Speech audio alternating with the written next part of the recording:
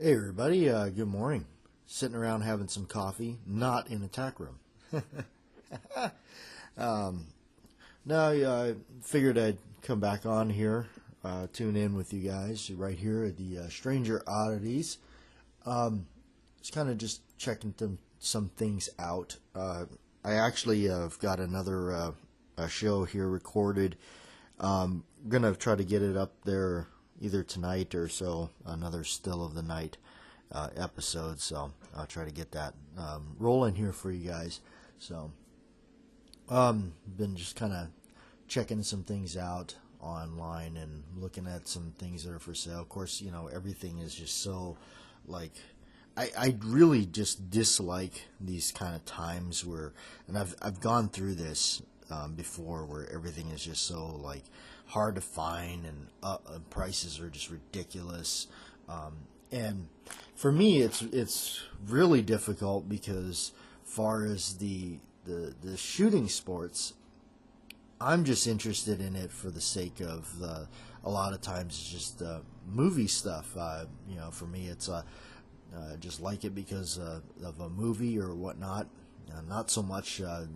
It could be a really terrible shooting gun or something like that, but I just maybe like it because perhaps Steve McQueen carried it, something like that.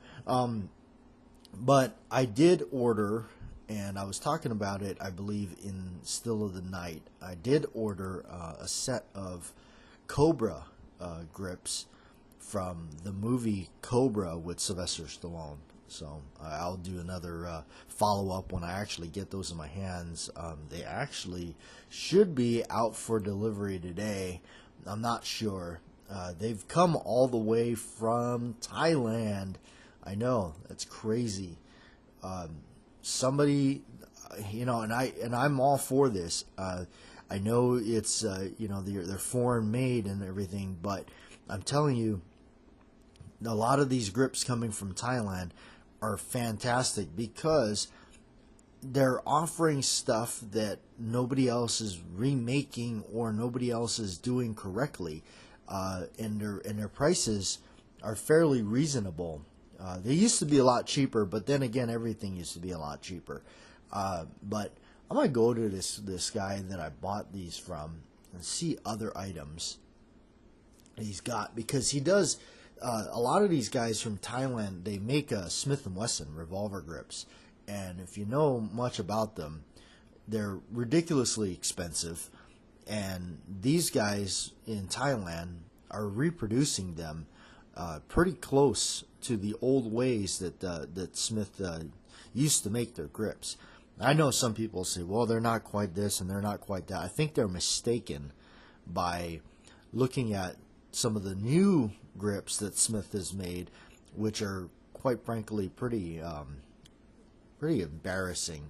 They're not at all worth a damn to me. So they kind of look like they just like were steam pressed wood or something. I just it kind of looks pretty bad. So.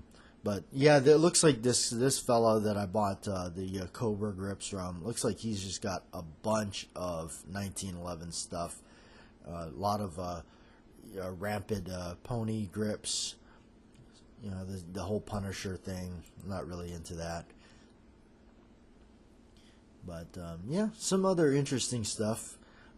I tend to really like some really simple, elegant grips, and he's got some really nice pearl, looks like some pearl grips with the Colt Serpentine logo on it. But I also see that he does have a set of Smith grips with the diamonds on them. Beautiful. From the picture here, it shows the wood is nice, really nice for a K-frame. So that looks pretty nice right there. That does. But I do like the fact that they're like reproducing some of these grips that are really difficult to get and gotten to be where they're just so expensive. If you look at some of these, like one that comes to my mind is that end-frame round butt Lou Horton I've got. Those, I guess they call them like combat finger groove grips or something like that. They're like a couple $100, or in some cases $300 for a set of those. I don't know why. I don't know what's going on with that. It seems ridiculous. Another one is nice that I see that people have recreated is the Browning high power grips, the old ones that they used to do. Not quite. One thing, my only complaint about them is they're really wide, and so by the time you put them on the high power, they kind of stack up a little wide on your hand. That would be my only complaint, I guess, about those. So, but no, everything else that I've gotten from them, for as far as Thailand goes, have been really good stuff. Really been happy with it. So, can't wait to get those Cobra grips, because I'm gonna do a video with it, and it might show up on the channel sooner than later. I'm trying to get that up there because this has been a long time coming for me, because I've always wanted to check them out and get them. And that's just for the first time. Finally, somebody has recreated it. Looks from the picture, and cross our fingers and knock on wood, it looks like identical, like exactly. So we'll see. We can only hope, right? My other concern is the image of the Cobra head. How did they do it? How durable is it? Is this something I would have to do a spray-on coat to kind of help protect it? I'm not sure. So I'm kind of concerned with that, because as you know, it is the part that comes in contact with the hand the most. Solvents, oil, grit, dirt, whatever, it's going to be abrasive on it. So we'll see how well they've put the image on. We're hoping that's not just a sticker that they just stuck on there. In that case, I think we'd just suggest to go back to Sidney Ryan and get his Scrimshaw hand engraved ones. That may just turn out to be the best option out there, even though they're not exact, but I think they come real close, close enough to where I think we can be satisfied. But we'll see how that shakes out. I did purchase Cobra on a collector's edition by Scream Factory or Shout Factories. I think it's the same company. I did get that. The cover is on the DVD or Blu-ray. The cover. The only thing I don't like is they cut off the image of those grips sticking out of the belt. Because he has the gun tucked in his belt. They cut that image out on the poster art for the DVD or the Blu-ray. So that's kind of disappointing. It's all right, I guess. But no, it has a bunch of special features. Let me go ahead and grab it over here. It's on the edge of the table. It does have some special features here. It's not terribly expensive on Amazon. I think I picked it up for. In fact, I can tell you what I picked this up for. Right here on the Amazon, I picked it up for $14. Not bad at all. So it is. Yeah, Scream Factory has done this. The special features, it says it's a new 2K scan of the original film. And it did look pretty good. I own already a Stallone 3-pack on Blu-ray, which has Assassins, The Specialist, and Cobra. I don't know if the quality improved or not on this one. It may have. The cover, the disc itself has the image of Stallone with his really cool taking care of business sunglasses, and of course the strike anywhere match in his mouth and that dramatic machine gun thing he's got. So Running time. I didn't realize this movie was only 87 minutes. I did not realize that. But let's see. It's got more interviews with stuff. New stalking and slashing. Oh, okay. That's the interview with Brian Thompson. Brian Thompson plays the killer in it with that really weird knife with the spikes on the guard on it. He's man, I tell you, as a kid when I watched this movie, his character really resonated. I mean, it freaked a lot of people out, I'm pretty sure. Another one, Meet the Disease, an interview with actor Marco Rodriguez. I believe that is the guy in the grocery store in the beginning, where he just walks in there with like this, shotgun under his trench coat and starts blowing everybody away. I believe that's who that is. And of course, that's where a lot of the infamous lines come from, right there in the beginning. I love that when he just gets on that intercom thing. He's like, "Hey, dirtbag." Feel the Heat, interview with actor Andy Robinson. And that, you know what? Now, speaking of Andy Robinson, okay, here's the funny thing about this movie. This movie has two that I can count. Two of the same actors that are in Dirty Harry. Rennie Santoni, I think I'm saying his name right.